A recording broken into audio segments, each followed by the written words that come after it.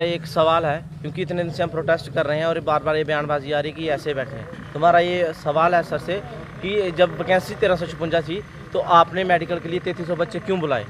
और मैं हमारी ये अपील है, ये जो हमारे अपील होम सेक्रेटरी जी से, प्रेसिडेंट ऑफ इंडिया से, MOS PMO से और प्रेसिडेंट ऑफ इंडिया से, इनसे अपील है कि सर इस मामले का थोड़ा संज्ञान लें और ज़रा पता लगें कि किस कंडीशन में, जब आपके पास इतनी वैकेंसी थी तो आपने इतने ज़्यादा जो एस्पिरेंट्स हैं उनको क्यों बुलाया, कैंडिडेट्स को क्यों बुलाया।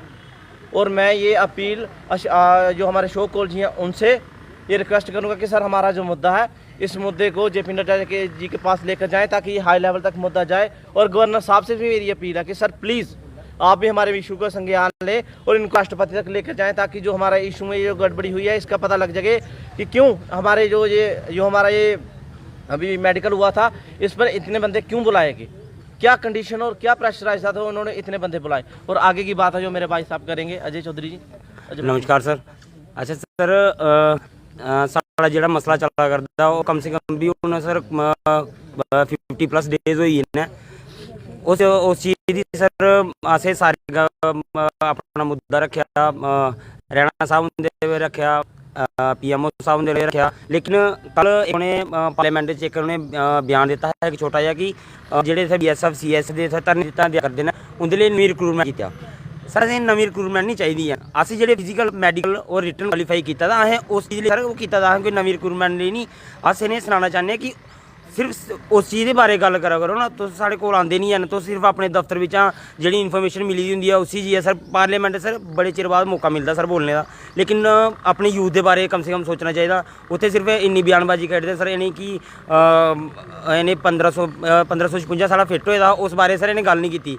CSF BSF CRP सर कुत्थों आई है, साढ़ा मसला है BSF CSF का, लेकिन उत्थे CRPF का भी इन्हें जिक्र कर लिया, उस चीज़ उपर नहीं आई जो चीज़ ले असें 52 दिन होइए बैठे थे। अस उन्हें सनाना चाहिए कि जो भी गल करनी है जनाब, साढ़े जो अस 52 दिन होइए बैठे उस चीज़ के बारे गल करो ना, लेकिन वो अपनी जो साढ़ा मुद्दा उस मुद्दे को बिल्कुल अलग होइए सर गल करते हैं।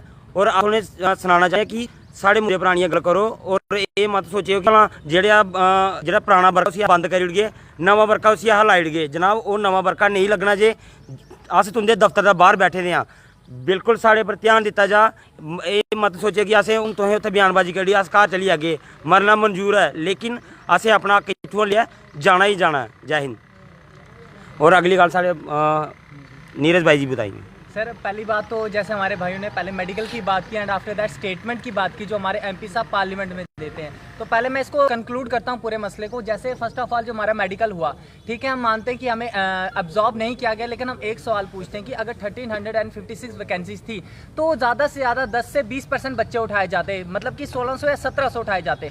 आपने डबल से ज़्यादा बच्चे उठाए, तो हम पूछना चाहते हैं ये सवाल कि किसके ऑर्डर पे, किसकी परमिशन के ऊपर आपने इतने ज़्यादा बच्चों को ऑब्जॉर्व किया गया एंड आफ्टर दैट उनको डिस्क्वालीफाई भी कर दिया गया। इसका हम सबसे बड़ा अगर हमारा कोई सवाल है तो मेडिकल का है कि जब आपने इतने बच्चों को लेना नहीं था, इतने बच्चों को उठाया क्यों गया। एंड सेकंड थिंग कि जब आप पार्लियामेंट में बैठते हैं, अब पार्लियामेंट में हर एक को मौका कंटिन्यूसली नहीं मिलता बोलने का, लेकिन जब आपको मौका मिला तो आप कहीं ना कहीं उसका यूज़ तो कीजिए अच्छे से, आप मिस यूज़ तो ना कीजिए। हमें खुशी हुई जब उनका स्पीच सुन रहे थे कि उन्होंने BSF CIS का नाम लिया, लेकिन उन्होंने एडिशनल CRPF का नाम ले लिया, तो कहीं ना कहीं SSC को छोड़ रहे हैं, क्या कर रहे हैं कुछ समझ नहीं आई। अगर आप इतनी बड़ी पार्लियामेंट में अगर कोई आप स्पीच देते हैं, कोई बात करते हैं, तो कहीं ना कहीं आपके ऊपर पूरे देश की जिम्मेदारी होती है, आपकी स्टेट या UT की जिम्मेदारी होती है, जिसके बिहाफ पे आप जाके वहाँ पे बात को रिप्रेजेंट करते हैं। तो सर ने वहाँ पे बात की कि हम एक रिक्रूटमेंट निकालेंगे, इनको भर्ती कराएंगे। तो अगर ऐसा वो बोल रहे हैं, हमारी तो एज हो गई है, तो अगर अवर एज अगर बच्चों की रिक्रूटमेंट कराएंगे तो कहीं ना कहीं तो कॉन्स्टिट्यूशन चेंज हो जाएगा, भर्ती का सिस्टम चेंज कर देंगे, एज का सिस्टम चेंज कर देंगे।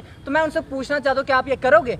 हमारी तो सिंपल सी डिमांड थी कि जब वैकेंसीज आपके पास इतनी पड़ी हैं, इतने बच्चे आपके पास ट्रेनिंग सेंटर्स वैकेंट पड़े हैं, IG वहाँ से आपको लिख के दे रहे हैं कि आप इन बच्चों को ऑब्जर्व कीजिए, मैं इनको लेना चाहता हूँ, तो आप क्यों ये रिक्रूटमेंट का एक ड्रामा क्रिएट कर रहे हैं। अगर आप इतने बड़े पद पे, इतने बड़ी पोजीशन पे बैठे हैं, अगर आपको मैं मानता हूँ आपको इस केस की स्टडी नहीं किया आपने, जो कि बहुत गलत बात है। अगर आप इतने बड़े रैंक पे बैठे हैं, आपको केस की स्टडी करनी चाहिए। आपको अपने केंद्र शासित राज्य जो भी है उसका पता होना चाहिए कि वहाँ पे छोटी छोटी चीज़ क्या हो रही है। आप बोलते हैं कभी मुझे पता नहीं, और अगर आपने वहाँ पे बात की, अगर आपको स्क्रिप्ट भी लिख के दी गई थी कि आपने ये बातें बोलनी है, कम से कम उसे एक बार रीड आउट कीजिए, पढ़िए कि इसमें जो लिखा है वो सही है गलत है, डेटा जो है ठीक है गलत है। आप वहाँ पे बोलते हैं रिक्रूटमेंट कराएंगे। हम यहाँ पे किस चीज़ के लिए आए? हम रिक्रूटमेंट के लिए नहीं आए। बच्चे अवरेज हो गए, चले मानते हैं अगर आपने रिक्रूटमेंट करवाई, क्या आपको सारे बच्चे पास हो जाएंगे? आप एक बार एमएलए बनते हैं, एमपी बनते हैं, हम आपको बोलते हैं आप भी दोबारा इलेक्शन करवाइए, फिर आप एमपी नहीं तो हम भी दोबारा भर्ती देंगे। मेरा सिर्फ एक सरकार से मुद्दा है, हमारे जुगल किशोर जी हो गया, जो भी एमपी जो भी उन्होंने वहाँ पे भाषण दिया, मैं उनसे सिर्फ एक बात बोलता हूँ कि अगर आप चाहते हैं कि बच्चों की दोबारा से भर्ती करवाई जाए, जो भी अगर हमारी दोबारा से निकलेंगे तो ठीक है, नहीं तो नहीं। तो मेरी भी सरकार से अपील है कि एमपी साहब की भी दोबारा सिलेक्शन करवाई जाए। अगर वो जीतते हैं तो हम दोबारा से फिर अपनी भर्ती करवाएंगे। अगर वो दोबारा इलेक्शन नहीं जीत सकते, टाइम पीरियड कंप्लीट नहीं होता, तो हम क्यों दोबारा भर्ती? हमने भी तो एक बार क्वालिफाई किया है ना, हम भी तो एक तरह से जीते हैं, हमने भी एक ऑब्जर्व किया अपनी भर्ती को, एक ज्वाइनिंग हमें चाहिए। वो आपसे मांग रहा, वो नहीं दे रहे, तो कहने की गलत बात है। आपको कोई भी स्टेटमेंट देने से पहले उसका एक रीड आउट करना चाहिए। तो कहने मेरी सरकार से अपील है, जितने भी हमारे लीडर्स हैं, तो उन्हें अपील करता हूँ इस मामले को अच्छे से रीड आउट कीजिए एंड आफ्टर दैट हमारे मुद्दे को सॉल्व कीजिए। बोल सर, वही अभी बोल रहे